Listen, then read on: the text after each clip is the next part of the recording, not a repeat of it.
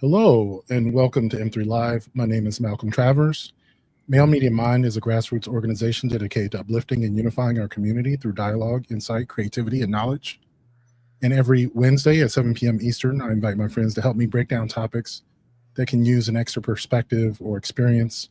Those are usually around relationships, communication, self development, that sort of thing. I think today is going to be a lot of relationship and communication topics. So, as we're discussing, I'd like to get your input and experiences in our comment section, and we'll get to them as soon as we can.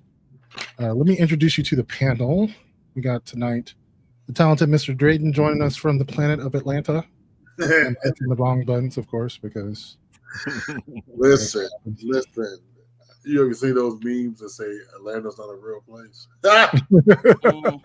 I've heard that. Yes, join us on Saturday at 1. Please join me on Saturday. Sit down. Yes. Yeah, it does feel like a mythical land of the gays, but no, it's not even that. Like today, I've seen a man sitting in a lawn chair selling bean pies, fresh fruit, and actual furniture. Like furniture with tags on it. And so me, because I ain't got no sense, I'm like, I'm yelling out the window. Where in the fuck did you get furniture from with tags on it? He was like, why you want to know, nigga? My hateful ass mouth. So I came home and I waited for showtime. Thank you for that's hilarious. Tell me to shut up. My feelings were hurt. And of course, we got Mr. Manners from those TikTok streets.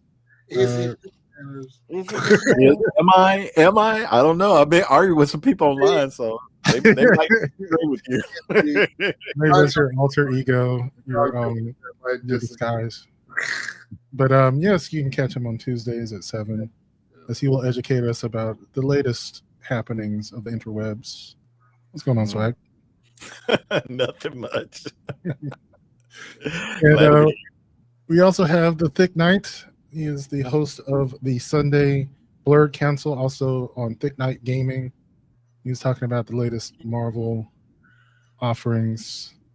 What's going on? I know you're excited about. Yes. Yeah, I'm good. I'm good today. Even though despite the fact that I failed at work and shit. It was not fun. I'm okay. It wasn't fun. Like I missed a step and I fell knee first. Not a good feeling. Now, bro, you have the natural reaction to laugh at yourself first. I did. Natural. Because even though I was laying there in pain and like, oh shit, on this, I was kind of laughing at myself. Wait, so was it like Peter Griffin when he grabbed his knee and goes? Yeah.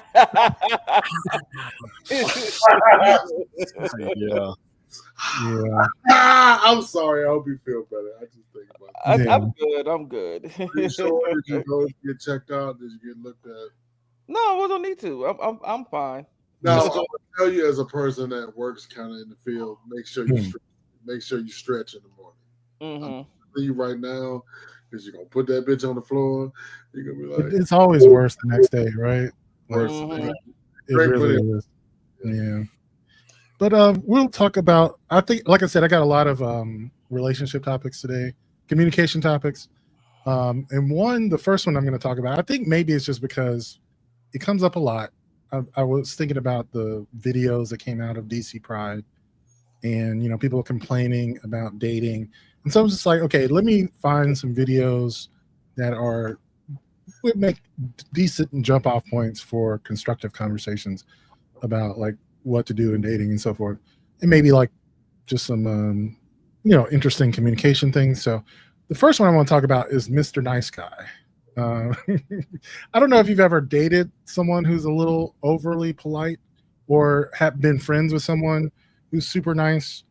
I don't know if I agree with this assessment, but it sounded interesting. I don't think I've ever really heard this one. But yeah, let me see what you think about it. Here we go.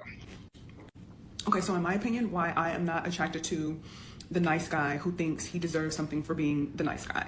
First, a lot of women have been hurt by the nice guy. It's not valuable to be the nice guy anymore. I've met nice guys who use their niceness as a form of manipulation.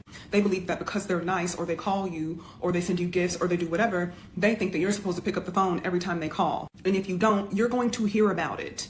I don't like it. It's very unattractive. Now, the main reason that I'm not attracted to the nice guy is I found that some of them are so committed to being nice that intimacy is impossible. This could be for same-sex relationships as well. Imagine you're trying to get to know someone and develop a relationship, but they're so strictly adhering to the role of being nice that they're not thinking for themselves. You're not able to have authentic and genuine conversations. And because that's not happening, you're not able to share things with them. Because even if you share something with them, their response is going to be the response of a nice person. The response isn't even going to come from them. And they don't know that. They're so used to being nice and they're so accustomed to playing the role of the nice person that they don't have a fucking personality outside of being the nice person. It's very unattractive. I don't want to fuck that. I don't want to be in a relationship with that. I would rather be with someone who is rough around the edges, or they have an opinion. Maybe it's not the best opinion, but we can talk about it and I know they're going to be honest about it. But if we're having a conversation and every single response they have is what a nice person would say, or they play devil's advocate, but it's the role of, but what if they're just doing this? Or what if they, I don't care. What do you think? Do you have any opinions outside of your role of performative niceness? I definitely don't want some performative nice guy pumping away on top of me. That's not sexy. I'm not going to get juicy over that. Oh, wow. Okay. Wow. He went there. Okay. Oh, wow. Okay. Oh, she got therapy after she made that video. I hope she got a therapist. So what do you say about the nice guy? Is it like overly performative? Have you run into the nice guy like that? Because I honestly have not. I don't think I've run into the nice guy. I think I have been. I'm not gonna say I've been the nice guy, but I have been too nice about some things. Just like, okay, so in my previous relationship, he talked about like, but I don't want no dude to get jealous because I'm talking to somebody else or this and the third. And I'm like, so I try not. I tried not to be the things that he had in the past that caused him pain. I tried to, be a different person, try to be the better person or whatever you may say, and not be what you were used to, but just be something different for you. I tried that route. In the end, that route didn't work because he was like, well, you just too nice. And, I need somebody. So do you want somebody that's going to argue with you, or don't you want somebody that confused the fuck out of my ass? I'm like, so what do you want in a person exactly? Yeah. You say you don't want this, but when I don't give, but when I give you what you seem to want, you don't like that either. So there is this idea that attraction, romance, the spark, the energy comes from the chase of it, something. It doesn't mean that you actually, play games with people and try to, withdraw attention from someone, but the fact that there is a little bit of separation, a little bit of space between what you want and what there is, and always trying to get to know the other person, rather than them just being compliant in everything that you want, then there being some separation for desire to exist, right? Desire exists. I learned that, yeah. Yeah, desire exists in the space of what is and what you want there to be. Yeah, I understand. But there were times where I got mad about this. Oh, you shouldn't be mad about this. I'm like, why the fuck should I not be mad about this? Why are you gonna sit there and try to it pissed me off, but then you try to pacify me at the same time? Like, no, I'm pissed off. Like, what the fuck? Yeah. Sir.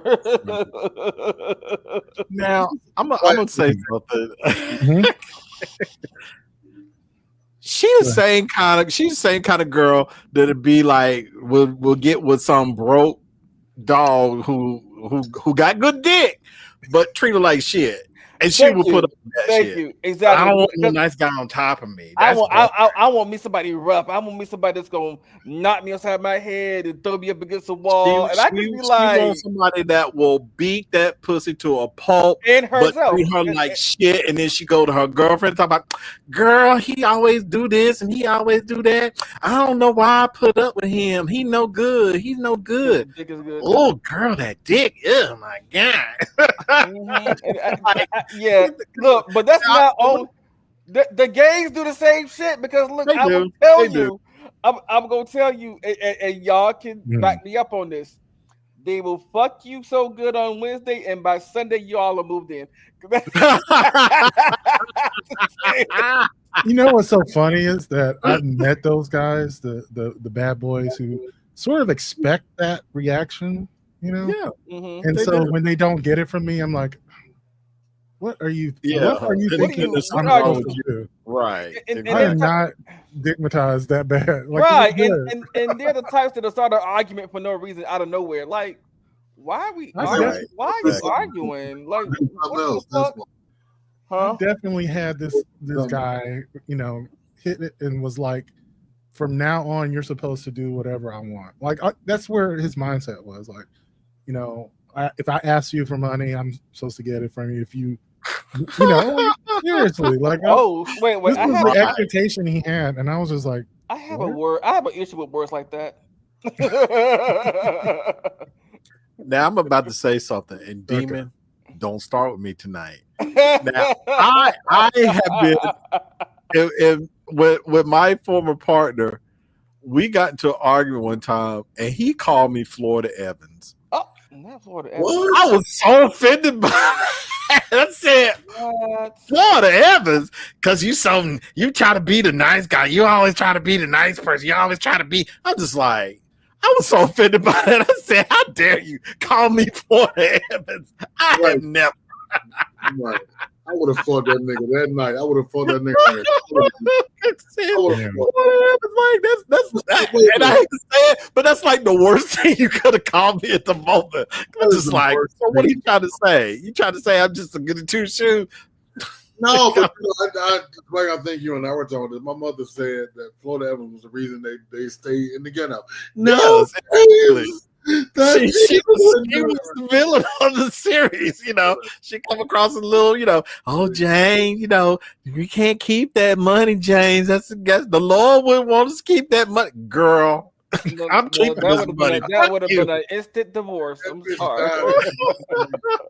See, I've heard this idea, and I wonder what you make of it, because it's almost like a synonym, nice versus kind.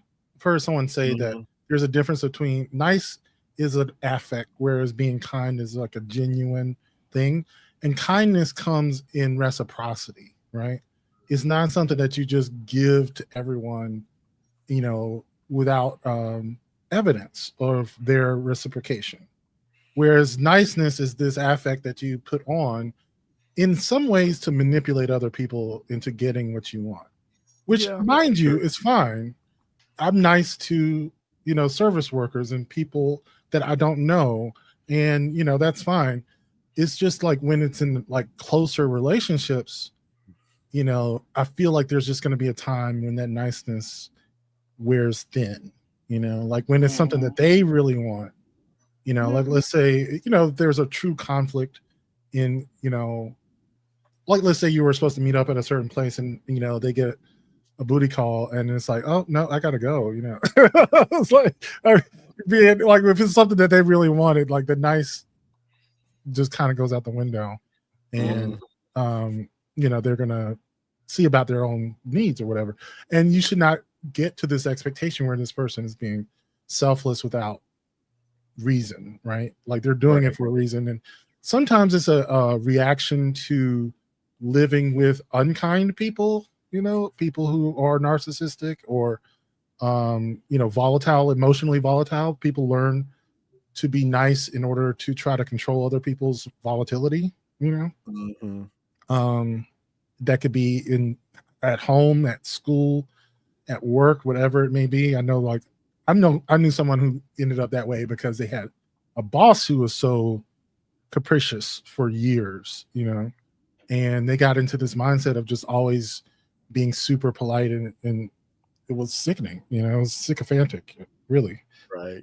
And that was just their survival mechanism because this person was truly awful, and they, you know, they didn't see a way out or whatever. I don't know. Like this was their career. Anyway, my point is that I think I've seen it in friends and never in relationships. I think it is somewhat of a warning sign. What you're saying about the bad boy is true. I think there's something like that. She's clearly, like, I've seen her other videos. She's one of those kind of spiritual girlies, you know. She's doing her astrological signs and her tarot cards, and she's drinking mushroom tea and having trippy experiences like that, you know. She's real educated, you know, and I could definitely see her wanting to go on the wild side on the other, because I'm sure that's what turns her on, because she's this very sort of refined little delicate flower, and she just wants someone to beat it out. She wants chaos. She just wants chaos. Yeah, she wants. She doesn't like dependable. She just wants, you know, the chaos creature. But that makes sense though, because that's her opposite, right? Like I think that's what happens a lot of times. And you can have that in pieces. That should not be that person's entire personality. Like if that person has, you know, like a little look thug and love personality type, you know, when they get in the bedroom, you know what I'm saying? Like you can have that personality in the bedroom and not be that way all the time. Right. You know what I mean? And that'd be sexy and hot or whatever, you know. So anyhow, let me see if we have any comments or questions. So the problem I have with her is this. You know, I just don't understand it, because you know I'm gonna say this, Swag. Like Swag is the intensely kindest person. There's a difference.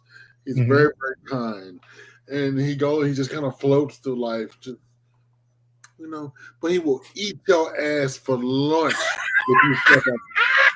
I'm not even being funny. Like I'm not even being hyperbolic. Step out of line. Yeah. Stay in line. You good. But I think somebody will look at him outside and say, "Oh, he's." Yeah, that's why I was thinking. There's a difference between nice and kind. Kind is something you earn, right? And when you no longer, I think she needs to seek therapy. She is the one that makes up. She's one of those. She's on the committee that making up other straights. Okay, she is on that committee. Might be. No man holding no umbrella. I don't want no nigga no earrings. I don't want no nigga buying gay Santa Claus. That's her. She want a motherfucker to come out of jail, beating her like Ike, and then when he beat her up, she got a big lip. He want to beat that coochie, you know, and make it all better, right? That's what it is. Yeah. So self-respect, honey. Right. Right. Good evening, Mr. Taylor. How you doing? Demon says good evening, cast and audience. Kenneth Martin says Jesus. Demon says stay dry. Aka's in the building. Somebody threw sand in that pussy the way she was itchy and irate. Oh God. Listen, those good dick having niggas will have you sign a 2-bedroom lease at the speed of lesbianism. I mean, I'm just saying, you know. Oh God. Oh God. I've never been in that situation. Swag, if you were Florida Evans, then he was James, and we saw what happened to him. Oh God, Sammy. Can't Sammy long out for the night. Sometimes we do love Sammy's chaos. Thank you, Sammy. We do love your chaos sometimes. That is offensive to be called Florida Evans. That is just fucking offensive. Because we all know this bitch was the villain. We all know Florida Evans was the bald head skeezer. She was the bald head villain. Bald head skeezer. Oh, James. Okay. This bitch, Malcolm, I know you grew, I ain't gonna say an aristocratic house, but your mother was very particular about what. Did you watch Good Times? Did I do? No. See, so my mother, I remember. It was also like a little bit beyond my time too, Right. right? Like, I remember but it was I didn't always. go back much. But my mother stood in front of the TV on the Black Jesus episode when she was like, "This is a goddamn dope. This bitch is a goddamn travesty." Not a goddamn travesty. She is keeping these my god! She is keeping these motherfucking people in the goddamn hood, and this is like, stop watching this shit. And that thing to this one, I looked at that whole thing very differently because, that forced me to look. It's okay to be nice to people, but you can't be kind to everybody. Nope. Yeah. I think a nicety is very different than being kind. It is. Kind a step further. But kindness is earned. In that video, she needs a wig and a therapist. Demons that exist to swag was at the moment yes. No, I have a couple of other moments too, but yeah. Thank you for sharing your origin story. I'm gonna get you. That's funny. The very moment Mr. Manners was born. Here we go. Oh no!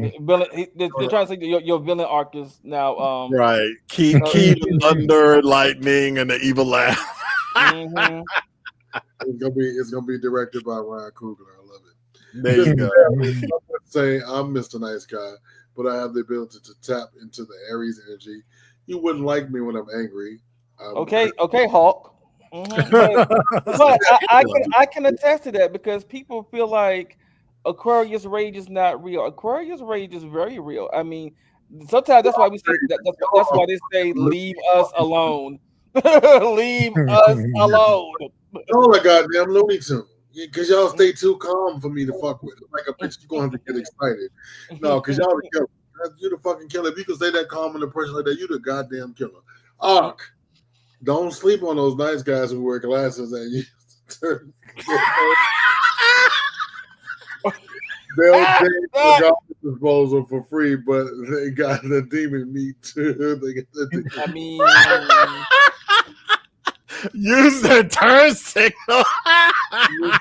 you just named Swag. He's that. Wow. Swallow too much. Dude. Hey. Sometimes that's how you wake up in the morning, with breakfast in bed and $20 on the nightstand. Hey, I'm just saying. Listen, Ooh, I can't with y'all today. Courteous driver. Wake up and be like, "What's this for?" Oh. No, people just think people just think he's nice because he's soft. Yeah. There is nothing nice. There's nothing nice about Ah! I mean, that's not true. It's like when Malcolm gets upset, a whole different person comes out. Well, it is true though. I don't like being angry, and so like when you say you wouldn't like me when I'm angry, I'd say like I don't like me when I'm angry. Yeah, and I do have like what I would say regulation problems. So like if I get mad, I get really mad, and I stay mad. Like and people like 3 days later, why aren't you over? Like I'm not over. I'm still fucking pissed at you. Right.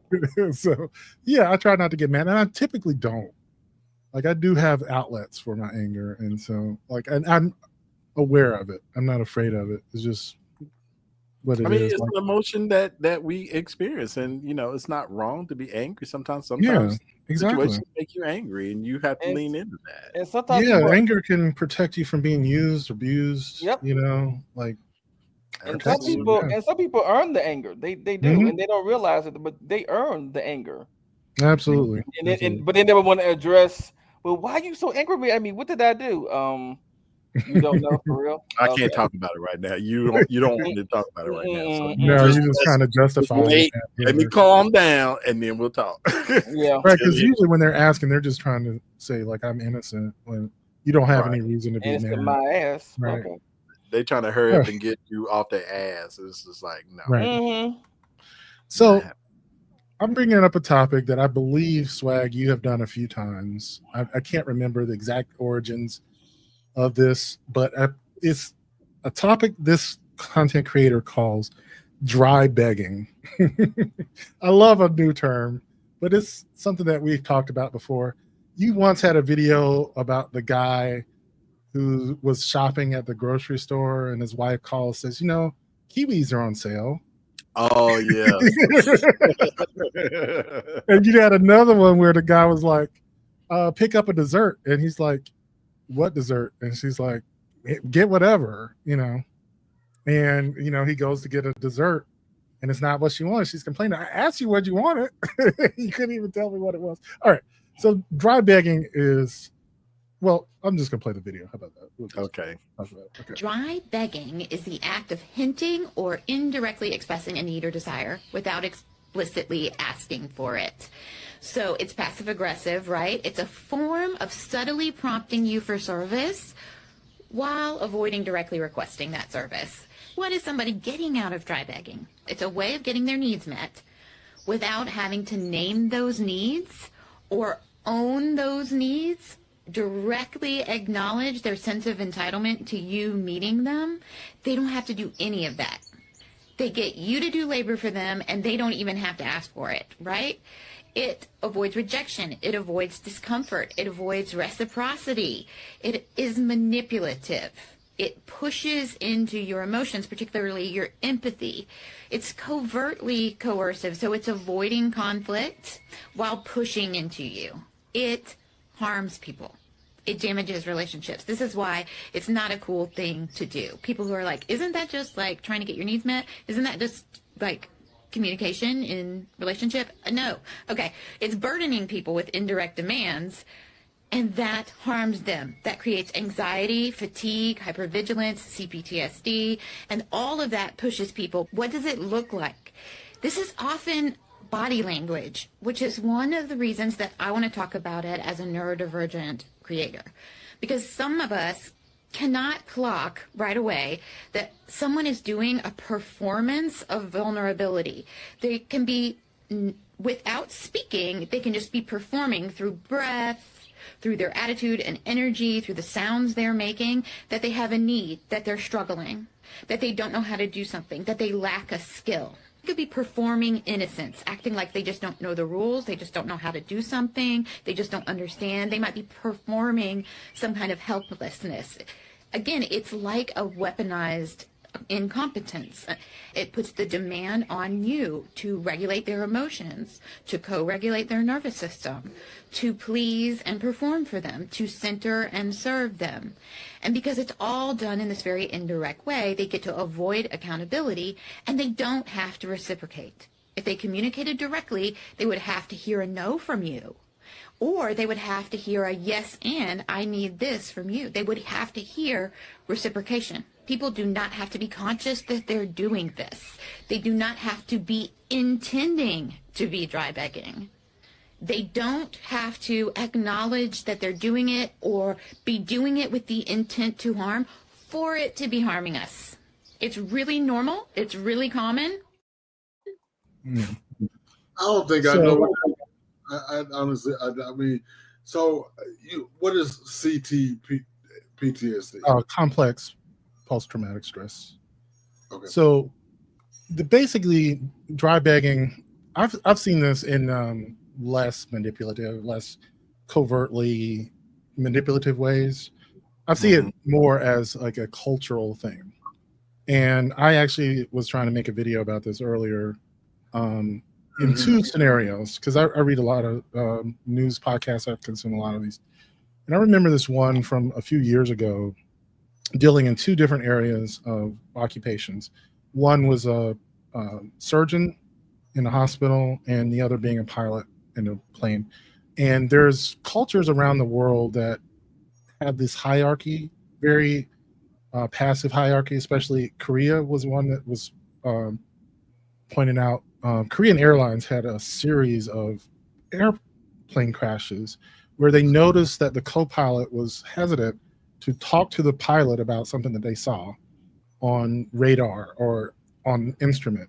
And they would, instead of saying, pull up, they would say, check this instrument, you know, and they would see what they saw and pull up. But in a crisis situation, telling the pilot to check something that you've already seen is sometimes going to get you killed, you know? Right. And so they had to do this whole training program. I'm sorry, Malcolm. 1 second. So what you're wait, back up. So they would rather be polite and die than ask the question. They didn't realize they were doing this. Mind you, like these are both the pilots are Korean. It's just part of Korean culture that your superior has to be the one who sees the thing, you know. And they said the same thing in surgeries too. Like nurses and anesthesiologists would not tell the doctor that they did something wrong. They would be like, check that again. Did you see this here? And instead of saying, bitch, you just cut his artery. Americans, we would be like, yeah, you cut this bitch. And they'll be calling the attorney at the same time. I mean, and they had to do this whole training, like deculturing some of this passive communication so that, you know, in very crisis situations, that's a very specific high intensity situation where seconds count, you know. And so in most cases with us, it doesn't really matter. But I think it's illustrative of the idea that you're putting this extra work on the other person to do stuff. And they were saying, like, in this situation, like this content creator happens to be neurodivergent. This extra work of having to read someone's body language is like a little taxing on them, right? And they're like, look, I really need you to be direct. Like I have a lot of difficulty reading, you know, body language and huffs and, you know, it's like you ask someone is something wrong, and you just nothing's wrong, you know. I mean, you're a friend of mine, and I need. I'm just gonna ask for it. I'm not gonna beat her. If you know what I'm saying. Yeah. And so the hard thing that and I won't get letters and shit for this. Like, I'm telling you right now, I am. People out here, they're neurodivergent or they have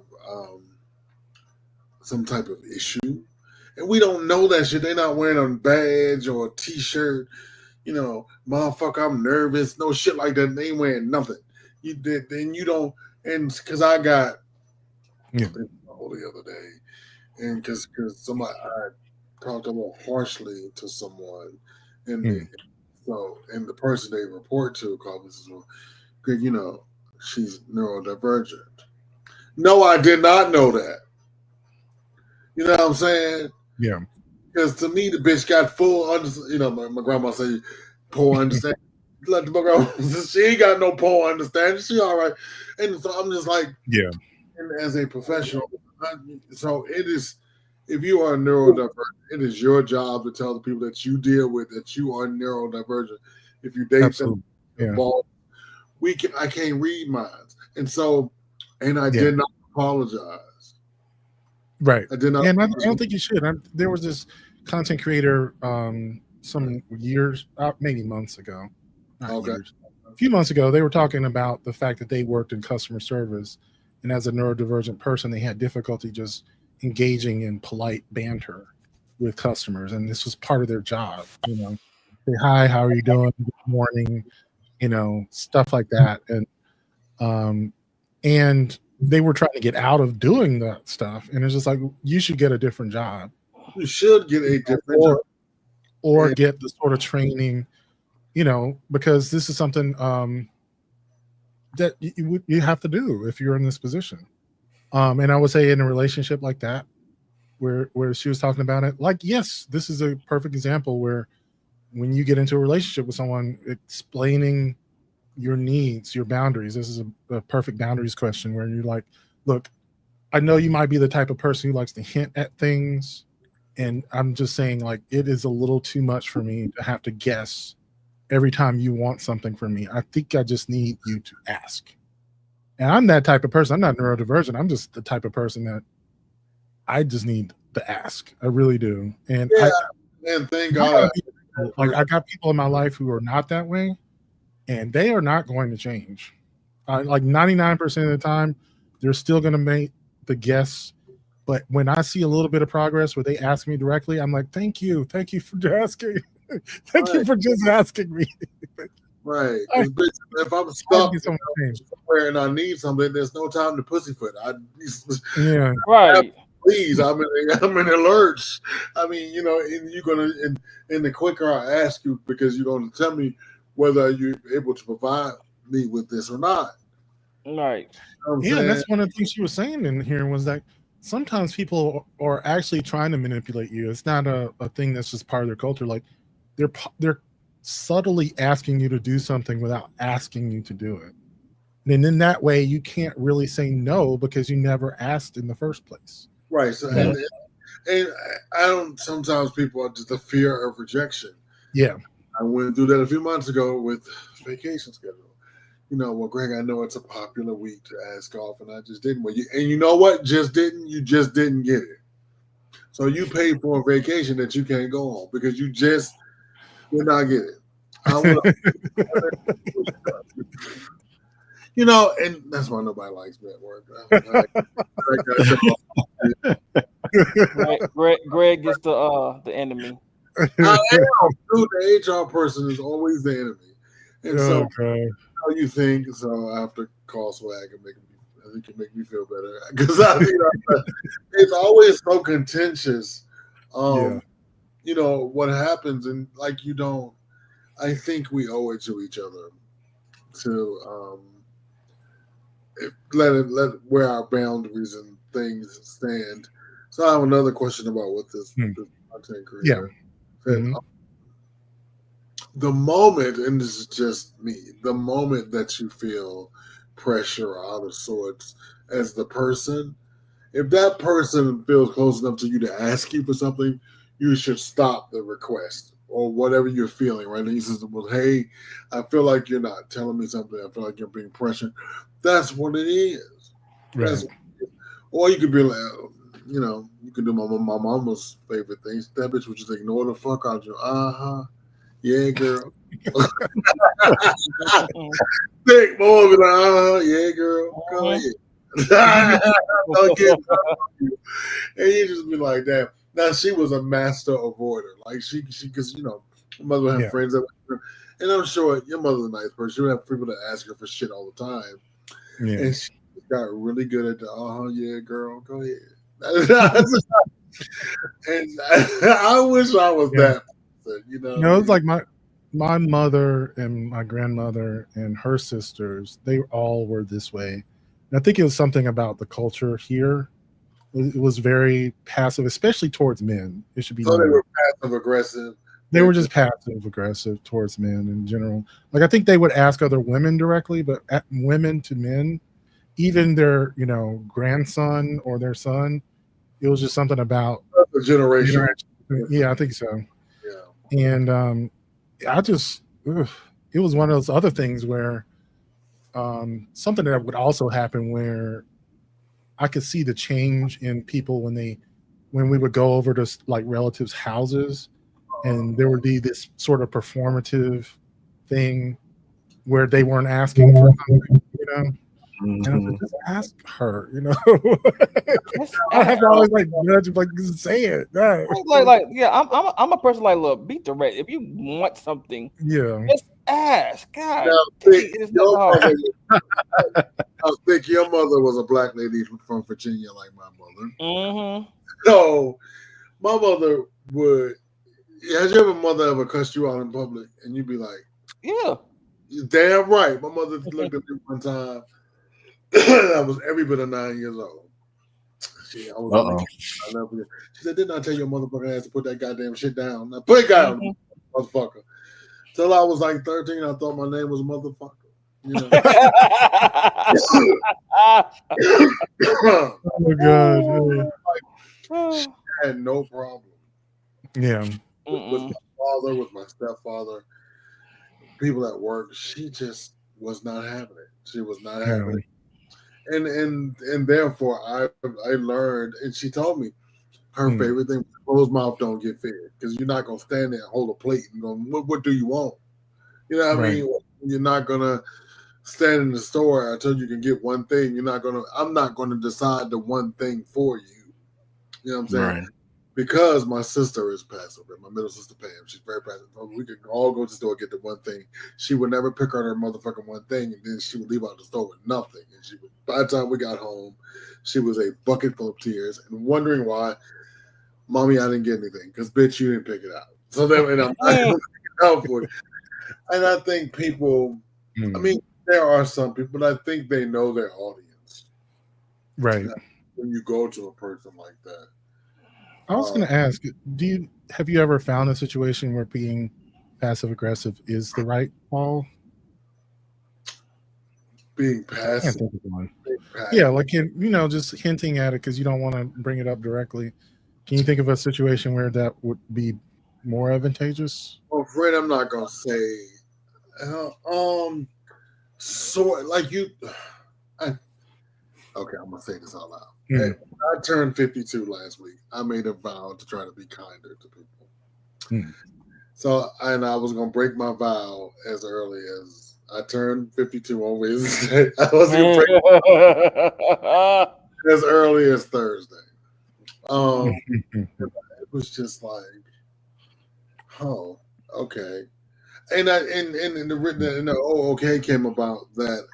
I just wanted to dig into their ass, but I couldn't because Greg, you have just promised you as Black Jesus that you would be better. So I would laugh at my mother, but I took the route of, yeah, girl, go ahead. And I really wanted to do and say something else. Right. I definitely find that sometimes responding outright will just spark an argument. So, like, I find that passive aggressiveness can be like a way of speaking my mind without starting an argument. Like they know what I mean, but I didn't say it. But I should just say nothing. It's implied, like, or like rolling your eyes. You're just like, no, Swag, you can correct me. No, I have learned from you over these days. You will say no in the kindest way. The person won't say a thing else. You be like, no, honey, no, bless your heart, no. That's why I giving the yeah, he'd be like, no, darling, no. Well, bless your heart. Bless your heart, darling. No. And I've adopted some of that. So you learn how to do things in your daughter. I love that. That is I call it the Southern sandwich. And the Southern sandwich is, God, oh no, I can't do that. I'm so sorry. Bless your heart, darling. I hope you get what you and it's so I know seriously when I heard him do it, I was like, oh my God, that is like it, because what it does, it kind of disarms the other person. Yeah. Like being so sweet, I can't push back on his no. It's amazing. Thank you.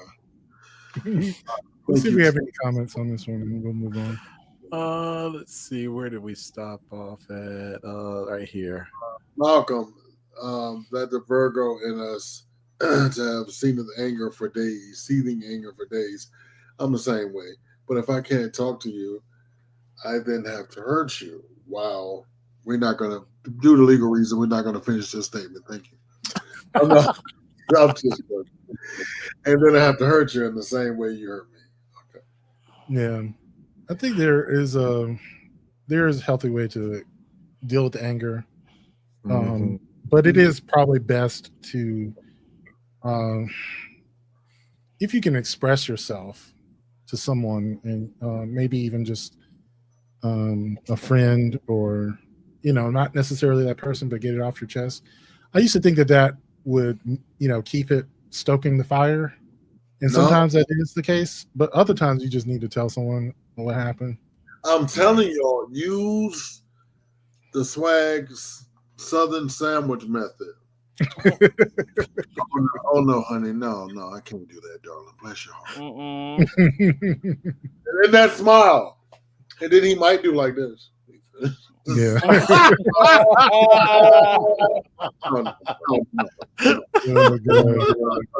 gonna tell you, No, one time. It's no, darling, no, I can't do that. Bless your heart. No. Right. No. She'll make sure you have several no's. Swag Southern Sandwich coming soon. A rejection house near you. There you go. And so it's just, I think, and then there's the whole thing. So Demons Exist says what Malcolm is describing has been the cause of many plane crashes in many cultures, including USA, deferring to the authority and not questioning them or feeling that you have agency in a situation. I know it happens in hospitals all the time. I was a victim of it. I had a pump replaced, and the catheter leading from the pump had wrapped around my spinal cord. Oh. The nurse was afraid to tell the doctor how to do it. Yeah, that's true. That still happens here. Yeah, you're right. Yeah. And I woke up in the ICU 4 days later. Oh, shit. When it was supposed to be an hour, in and out. I was supposed to just go home and sit up and look crazy. But I ended up in the hospital for 2 months. And and the nurse quit. Like, she told me, and then she said, I'm going to the nurse station. I'm going to resign. I can't do it. And then that was my first time. Swag, didn't you used to say, I hope you have the rest of the day. I love the new saying, I hope you have the day you deserve. Yeah. I mean, I think it's a nice way to say, yeah, I hope you have the day that you deserve. Yeah, God, you have a point there, Demon. You have a point. So I will admit that. Yeah, I don't do the passive aggressiveness very well. For one, I pick up hints too well, and for two, I'm very straightforward. I'm gonna say what you mean and mean what you say kind of person. I think that is me. I think that's a good point. Some people pick up what you're laying down way too well. You can't be passive aggressive with those people because they're like you start to roll your eyes, they already like, bitch. I didn't know T told me that you were supposed to know that. How dare you? Yeah, it's true. Right. Some people pick up on body language. A random bitch on Facebook asked me, "Can I come over and get your bologna sandwich?" I'm gonna be like, "No, bitch." But if Thick is like, "Greg, I'm in the neighborhood. I want a bologna sandwich," I'll be like, "That bitch, I'm gonna give you this bologna here, and you better bring me some bread because I'm." I gotta break the bread. Some bread back whenever you finish whatever you're doing because I'm giving you my last 2 pieces of bread. I gotta bring the bread. Okay. No, I would give you the bread, but you're using my last bread. But okay. Point was being that you should know your audience, and I think yes, you should be able to read the room too. Some people don't know how to do that, and I'm like, how do y'all get through life without knowing how to read the fucking room? Right, but it's true story. I invited Thick over a couple times on the air when it was out because it was hot as a motherfucker at his house. And then I got some messages in the inbox. Oh, I want to come to your house. No. No. There was a reason he asked me because I was suffering. Stranger danger, bitch, you a stranger. No. Right. That part. So I got a topic. I can't remember when this came up again, but we were talking a little bit about the difference between pain and suffering. I think Greg and I were talking about it, and I might have had it on a podcast episode earlier, like a couple of years ago. But the concept struck me and it stuck with me because I do get the idea of acceptance, right? The difference between pain and suffering is pain is involuntary. It's your body. It's the physical experience of pain. Suffering is what we think about it, what emotions come up after it, and whether or not we are accepting of it as it is. So this one, I use an example of childbirth as an example, and this woman was giving a story time of a friend of hers who was pregnant, talking about going into her second pregnancy. Sort of she wasn't using this language, but kind of reminded me of it. Okay, I'm going to play it and talk about it. Recently, I've been thinking a lot about a conversation that I had with a woman who I became really close with at my former pottery studio. And she and I became close because she was 9 months pregnant when I met her, like days away from giving birth. And she was a mother of like a young toddler as well. And one time she and I were talking about childbirth, and she said something that has stuck with me for so long. And it's kind of haunted me, to be honest.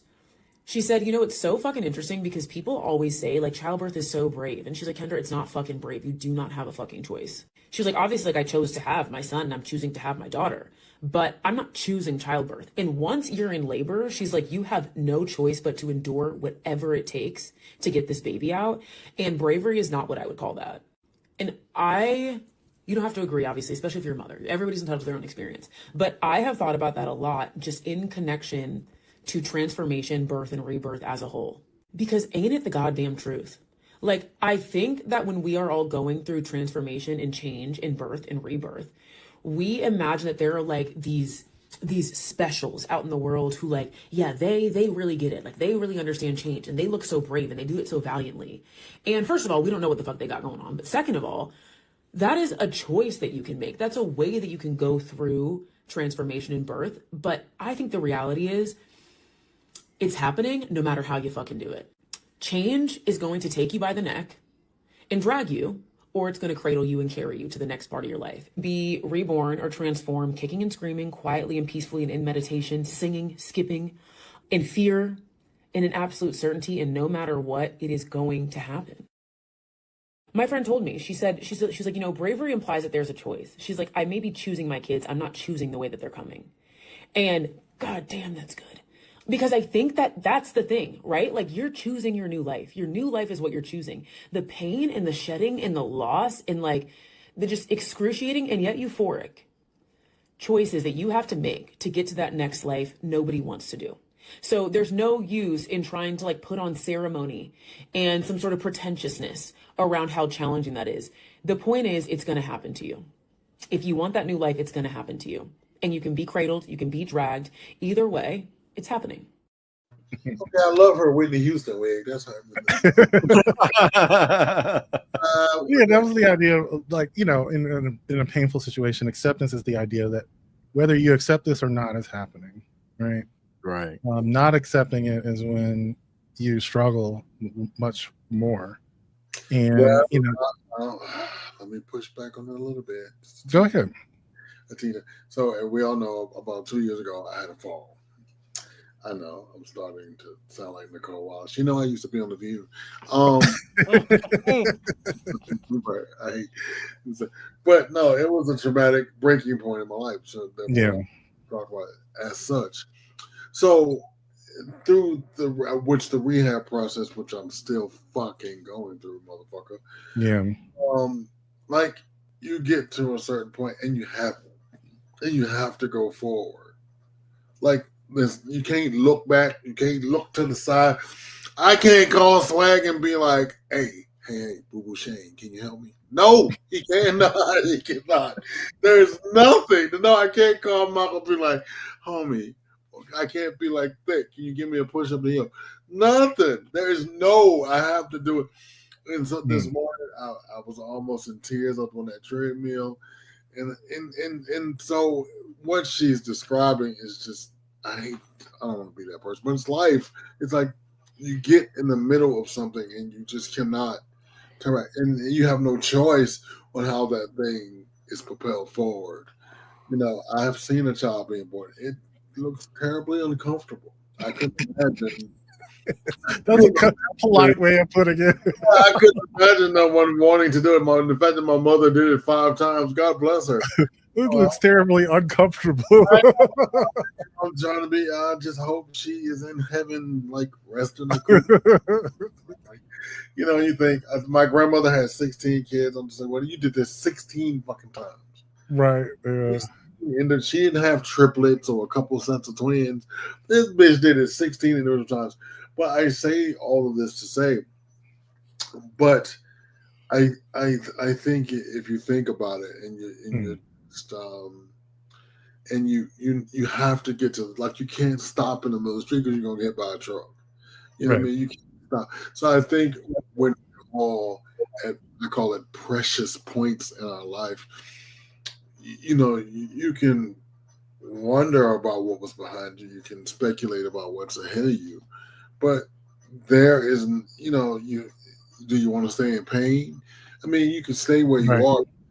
Please know you're going to digress from where you are. Then you're going to be further back than where you are before. And it's one of those Right. things. That is a beautiful way. And I'm with Mr. Taylor here.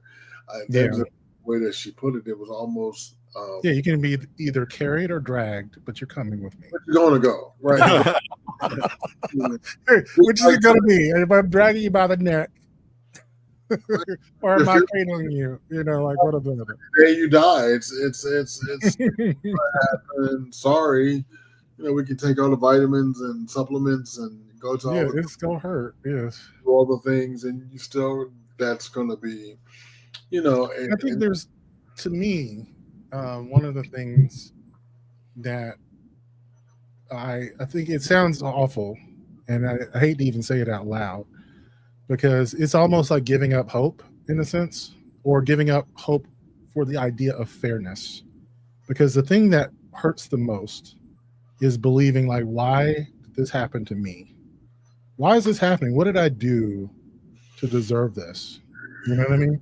That is the worst thing you can be thinking about if you're going through something in pain. And the point that I came to was, why not?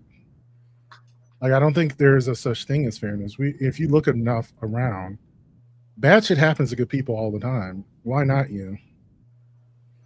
Like, and I've heard people who are, very into Jesus and God, they might say something like, God never gives you more than you can handle. I hate when somebody say that to me. I know. But that's one thing you could say if you really wanted to. That is some bullshit. But that's only true until you can't handle it. That's true. It's true until it's not true. That's funny that you said that, because today I broke I did like 10 minutes on a treadmill, and I started at 2 minutes. So my therapist is like itty bitty woman. She's standing at the end of the treadmill. Oh my God, Greg, it's so amazing. No, bitch, it's not amazing. In my head, I'm having a heart attack. I'm sweating. I'm just like, I need to lay on the floor.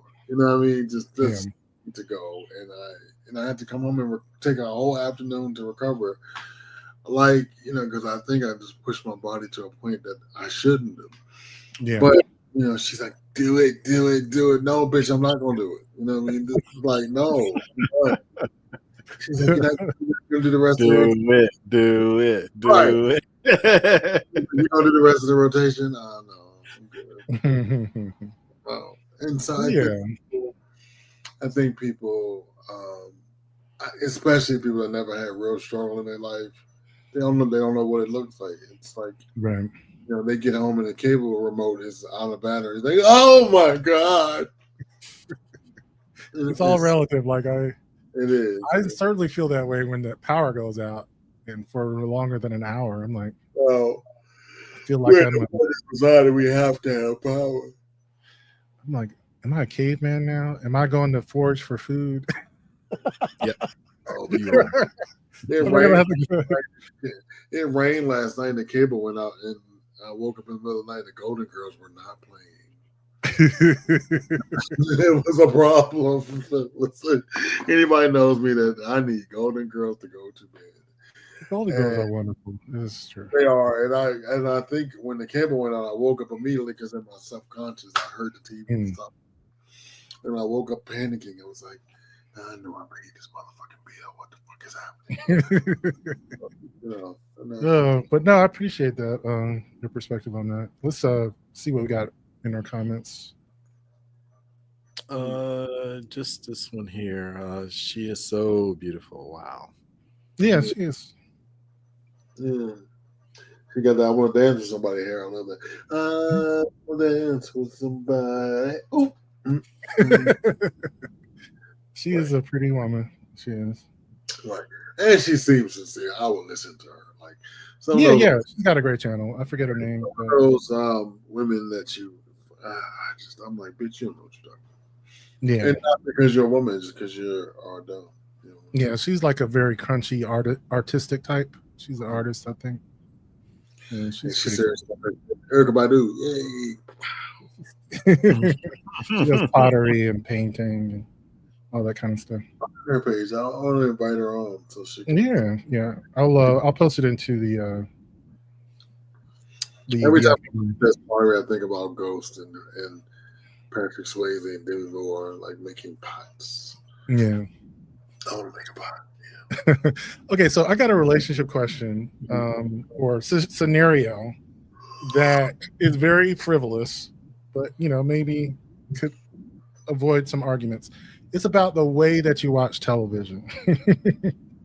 And I realize that there are certain people who don't really watch TV. They let TV watch them. Who actually watch TV. I'm the type of person who watches TV, which is why I don't watch much of it, because for me, when I have the TV on, it basically captures my attention for the most part. And when it loses my attention, I turn it off. Like I kind of like to know what's happening. I tried doing like the scroll through Instagram while TV's on in the background, but then I just get pulled back into the TV show and I can't really scroll the way I want to. You know what I'm saying? So, ouch. Sorry. Anyway, but this person was talking about it in the terms of a dating scenario and how it could have caused conflict in their relationship. And I'm going to play it. I think one of the important things when dating somebody is to know how they watch TV and movies. Like, are they somebody who watches movies or are they somebody who puts a movie on? And I'm saying this as a TV watcher. Like, if the TV is on and I'm watching something, my whole attention is on it. If I have to look down at my phone or respond to a text message, I will pause the TV in order to do that. And then I will resume it when I start watching again. Then you have people who say that they're watching a show and they're scrolling Instagram stories and the TV is on in the background. And when something loud happens on screen, they turn their head and be like, oh my God. This also goes into how they ask questions. A lot of times, if they're a person who watches TV, they're going to ask a question like this. They're asking the question to you, but they're looking at the screen still. And then people who just put the TV on will turn their entire head towards you and ask the question, missing whatever the fuck happened on the TV. And this sounds like I'm being way too hyperfixated on this, but I was dating this girl and she was just like, oh yeah, put me onto some anime. And I was just like, sure, let's do Attack on Titan. The story is good, the pacing is good, it's pretty engaging, and the fan service is pretty surreptitious. But she's a girl who puts the TV on. And if you've seen Attack on Titan, you know that any second your eyes are not on the screen, you are missing something. So I was a little frustrated because I was just like, you wanted me to put you onto some anime, and here I am putting on one of the greatest shows of all time, and you're not even paying attention for real. And she was just like, no, I am. I'm watching the show. It really wasn't until I was watching a show that she was also watching, and then she was just like, oh yeah, I didn't see that. Oh, I didn't see that part. I must have missed that part. Oh. And then I seen her watching the show and she was still not paying attention. I was just like, oh, this is just how you watch shows. You just put them on and then do things with it in the background. So I'm not saying this as a hyperfixation kind of thing. I'm saying this as a save your frustration. You know, you don't never get no pussy. I just. Oh, he's cute. He's getting pussy. I'm sorry. Oh, not if he's doing that to bitches. Because I'm telling you, if he's dating women with that, they gonna be like, girl, fuck Gerald. You know, you can get it. Sorry. You don't know me. You don't be watching. I be paying attention. You don't know me. I would watch anything. But I am somebody who has the TV on. And I miss a whole bunch of stuff, and then I always have to thank God for like DVRs and stuff like that, because otherwise I'd be like, "What did I miss? Oh my God, let me turn." I hate that. God, that's funny. That's funny. But you know, I have to say the only thing that's been catching my attention lately is Beyond the Gates. That I turn away. But most of them, I am the TV is on person. Oh yeah, I hate to say it now. I hate to say that too. God, no! Yeah. I'm the only one who actually watches TV. No, but because I can sleep with the TV on too, so I think it's that. Yeah, thing. I can't do that. Yeah, I think it grabs my attention too much. Like when someone's talking. No, I definitely watch things I've seen in succession. Right. Or more and more than like that's why it's usually the Golden Girls because I don't have to. Now, every now and again, over the last 30 years, I may have missed a joke. Like, oh, I haven't heard that joke. But yeah. Unless she's talking to Posey McGlynn. Now, I have gotten into where, like we're mostly just cuddling watching something, and I'm not really watching it, because I don't really care. And this person is trying to get me to watch it. Right, you're trying to get some, you dick watching.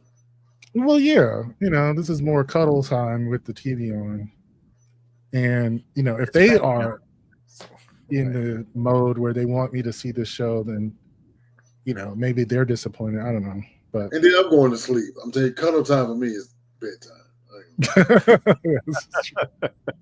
That's true. That happens quite often. That I'm will like, happen. Where, yeah, somewhere in the middle of that show, I missed everything, and so, you ever watch something for somebody else? It ain't your shit, and you just watch it because they watch it, and right? Yeah. Not paying no attention, so I don't know why you fucking around. Then you fall asleep and think, hey, did you see that? They go,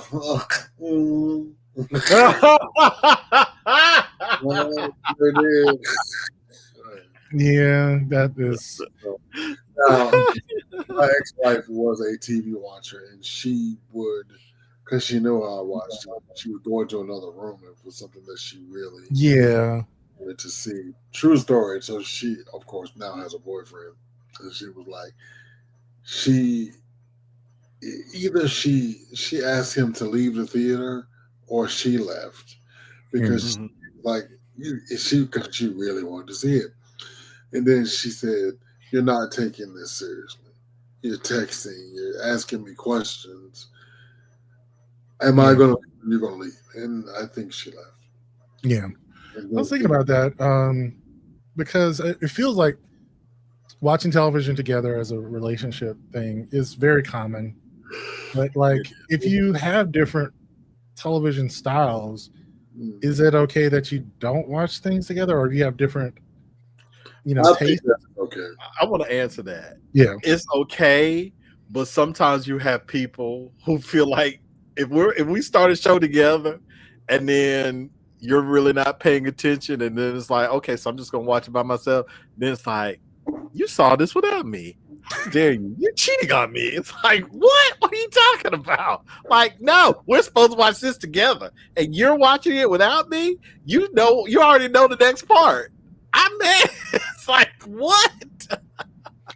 I did that with a friend when we were watching Game of Thrones because he just kept asking questions, and I'm just like, shut up.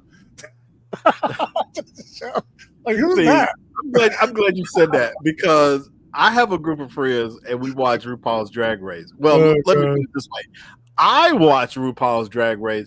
They too busy like talking about other bullshit or whatever, and I missed the entire show. So then I had to come home and then I had to watch it again so that I can see everything that I missed because they were being so righteous about it. So I just stopped going, and they're just like, well, we're like 3 weeks behind. I'm just like, well, y'all go ahead and get together. I'm not coming because I want to see what's happening. I want to hear the dialogue. I want to see stuff, and not have to hear you bitches complain about a whole bunch of dumb shit that ain't got nothing to do with what we came over here for. Like, what's the point of us getting together to watch the show if we're not watching the show? I could do that at home.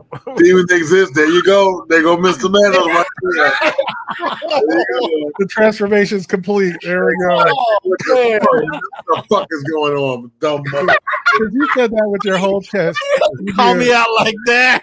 Coming up in this motherfucker talking loud. You said you bitches with your whole chest. That was I told y'all the kind this motherfucker in creation. You crossed that line. I feel you though. I feel you. I do. I am in solidarity with that sentiment. Because I'm gonna get you. I'm gonna get you. I really am. I'm a motherfucking creation, boy. That's all. Let me tell you something. Yeah. Mama kind, sister kind, family is kind. They're just kind ass people. Yeah. Where you at, Thick? Bitch, why you out there? Where you at? What happened? Oh, yeah, that's a good point. Are you getting some? Let me see. I do both. Only listen out background noise. So your little box is still up here. Where are you? What are you doing? That's what we want. He got lost in there. I kind of had you in mind, Vic, for this one, since he was talking about Attack on Titan. Since you're literally And that's why he said he getting some. That dude could get it. He really could. He was hot. You know how you pick your content. No. This is why I like watching my shows alone, because I watch the TV. I don't want to explain what folks miss. LOL. Yeah. Mm-hmm. We know. Amen. What Ark said, you know. Mm-hmm. It's alive. Right. Get you deep. You motherfuckers, right. Swag. Oh boy. It was alive, right. That's it. I have never beaten those allegations, I guess. Look how they made. That's what I said. He goes, stop using his term. Come on over there. You know what? You have given me an idea for t-shirts. Oh my goodness. Food, I have sometimes where I'll concentrate on the TV and others where I want to be on my phone. For that, I'll put on a cooking show where I don't have to give my full attention. Okay. I want to learn. Yeah, that's a good idea. Therefore, Swag, hello. Y'all having group commentary on the show. You're supposed to go home and watch it again. Duh. No, we're supposed to watch it together and then have a discussion afterwards. Sammy, have a discussion about a show if we can't hear what's going on because they're talking about other stuff that doesn't have anything to do with the show. Sammy, I'm gonna tell you what, because you can drop a pin over here. It'd be like 30 motherfucking homos in here. And ain't nobody saying that. Goddamn, especially doing lip sync. I'm telling you. Yeah. Right? Because they're looking to see if the bitch know the words. Oh, not you, Swag. Seen your last right. There you go. I seen your last t-shirt. To the corner, sir.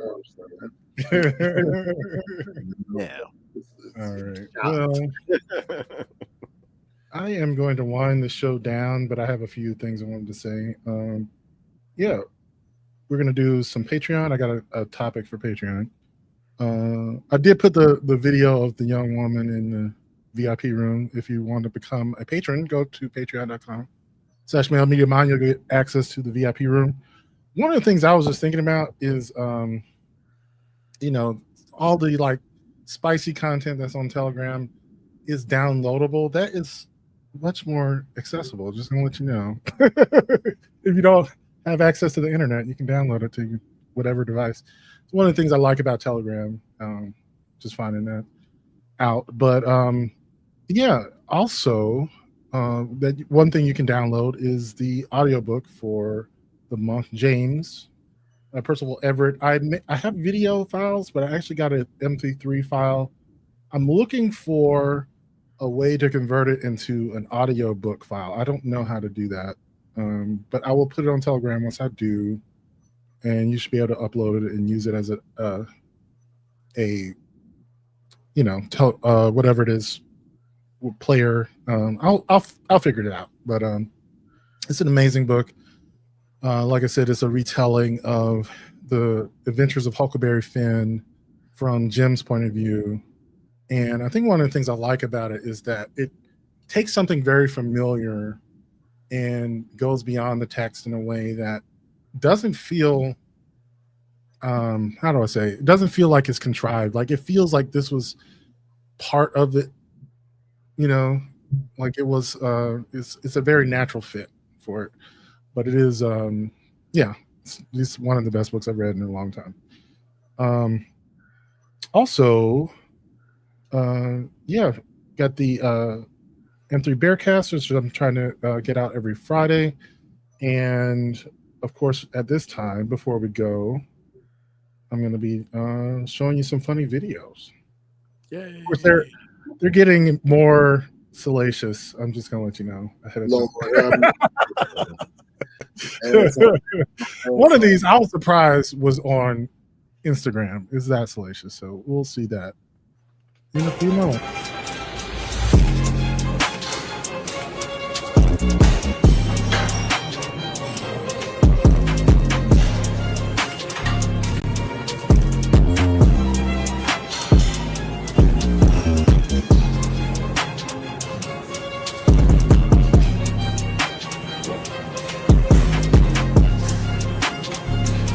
part of the joys of going to the gym.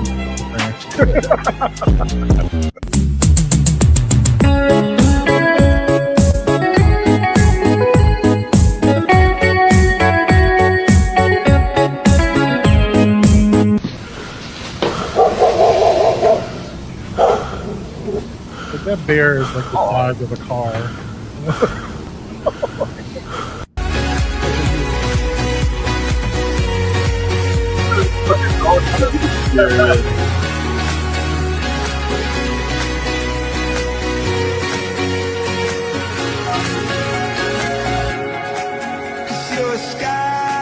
Cause you're a sky full of stars.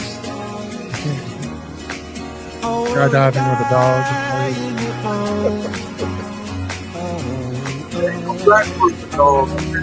Secret light of the morning.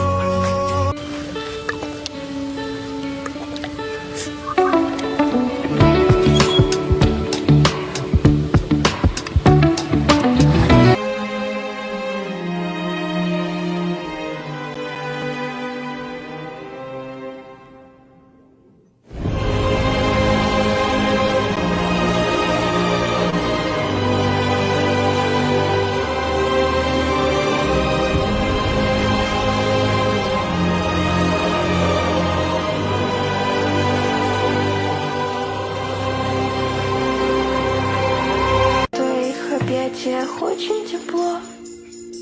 Кис-кис, кис-кис, я котик, ты котик, а твои поцелуи почти как легкий наркотик. Кис-кис, кис-кис, сегодня.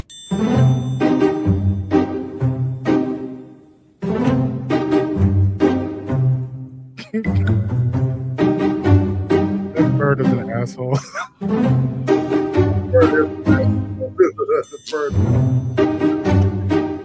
The cat is like so tired. Leave me alone.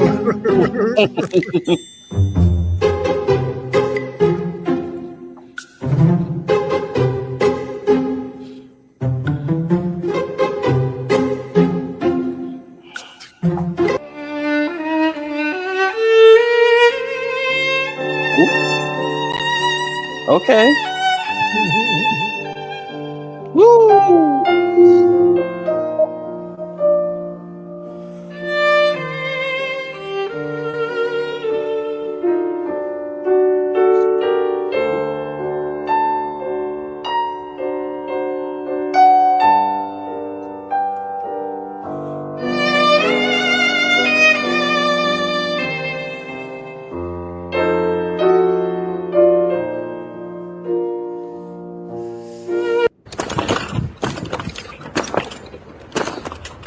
Wow.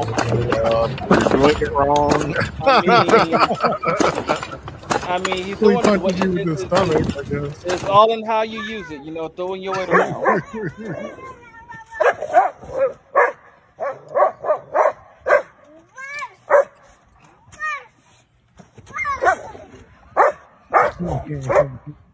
This is what we call. He did. Oh my God. What the? 8, He was 7, 6, 5, 4, 3, 2, 1, 0. I give you 1 till 10 to leave or die.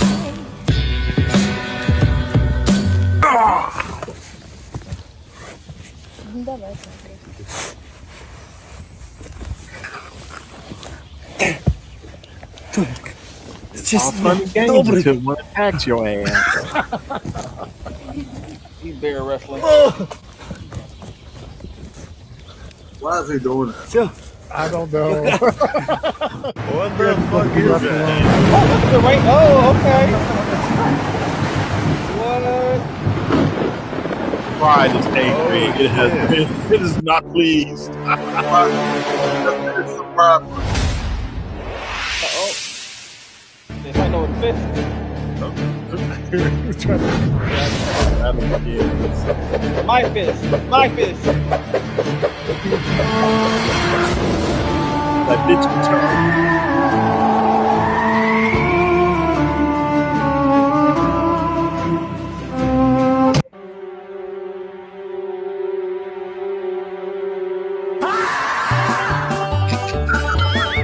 I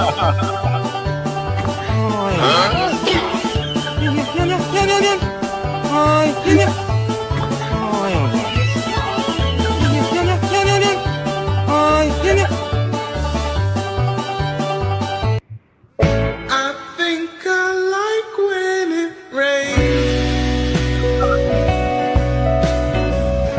You told me to go.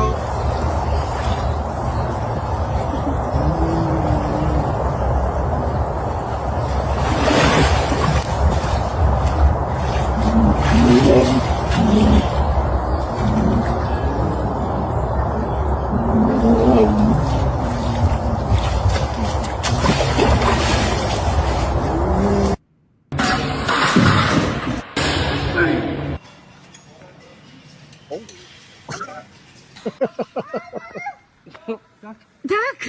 What? Oh my Oh God. wow. Marcus crossing the bridge. You would have shitted on them over Aww. Oh Mission god. Impossible. That bear is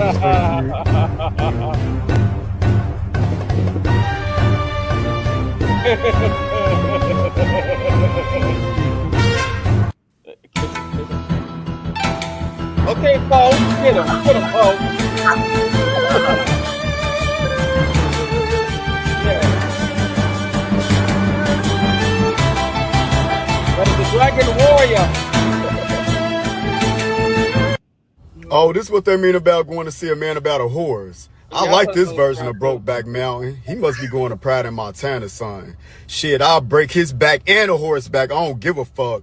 I pop the ecstasy pill and I'm on prep and doxypad. Fuck. Shit, we can go pound for pound. I'm on all that pound cake. Loving a birthday suit. Yeah, I was was like, surprised. There's a lot of things on Instagram and Facebook that I was surprised at. I'm like, this is That is- allowed? Well, Trump is the president. They ain't got no standards, man. They can't take they just have asses out on Instagram. Mhm. There was one video of the guy laying in bed, just changing positions, all butt naked. I was like, oh, so this is okay. I think I saw Okay. one. It was this guy. I guess they give him masseuses or whatever, Mhm. and they just rubbing ass all. Let me get all up in that ass. I was like, God damn. What the fuck are you Yeah. doing? Yeah, that's where my feed has. But yeah, come back and join us for And then they end up Particular on Digest. and then they end up on Telegram. Cream will give you all of the pop culture news that you can handle, and maybe you might catch a wig or two. You never know. Also, come back for the Saturday sit down. We'll do the recap, maybe something out of your mailbag. Do Malcolm? No, I'm going to do a weekly recap real quick. I'm going to see how it goes down. Of Beyond the Gates. Dun, dun, dun. Oh, okay. Dun, dun. That's cool. That's cool. You Make sure you got to be on it, Rose. make sure that you check out the Blur Cancel on Sunday. Yes, we have a good show because we are going to be priding out Sunday. We're going to be geeking out and we're going to be priding out. So, And you said they had a reveal this week, right? What was it? I forget what was it. PlayStation that had one, or no? There was Summer Game Fest, and then there's the State of Play was today. Summer Game Fest is Friday. Okay. Yeah. So you'll be probably covering both of those this Sunday. Okay. So yeah, come back, watch Devon and the gang break down all the Blurred news. On Monday, Greg and I will break down the week of news. I'll try to have some funny stuff. I've been doing NPR and a podcast that I enjoy. And let me give you all a teaser for that.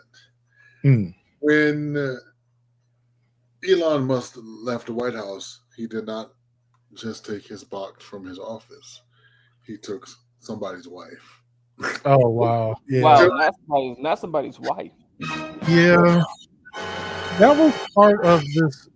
If you haven't, there's a podcast from the New York Times, and I think it was this Monday.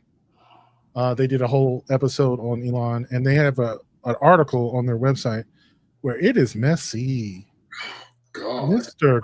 Tell you something, and it's gonna take Trump at least 2 years to untangle this. He had almost 12 children over the period of time that he was going through, like Doge, and helping out Trump with their stuff. It was like 6 different women had 3 kids, something like that. It was ridiculous. He's just fucking trying to catch up with Nick Cannon. He literally thinks that he's doing the world a solid by having more children. So he just said, "Motherfucker took Stephen Miller, Stephen Miller's wife, yeah, the Indian woman." How hard could it be? I mean, look, Stephen Miller. Well, yo, that is diabolical ass, boy. I'm surprised he probably fucked Melania too. Oh my god, it's crazy. That dude is, yeah. Thanks for putting that image in my head.